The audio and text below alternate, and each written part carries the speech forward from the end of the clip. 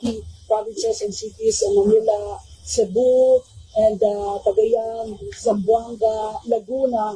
Nakuha po lahat ng kandidato po natin, PDP.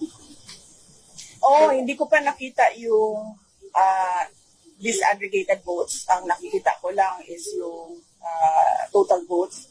No, we still have to study siguro kung saan nakakuha ng boto ang PDP laban, so that in the next elections, kung meron man silang senator candidates, ay maayos nila yung kanilang strategy.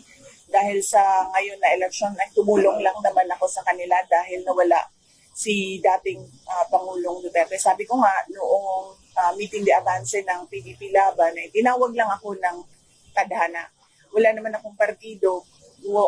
Initially, wala talaga akong plano na sumali din sa kampanya dahil na nga makakaon kong tagam ato ang 2022 elections, no?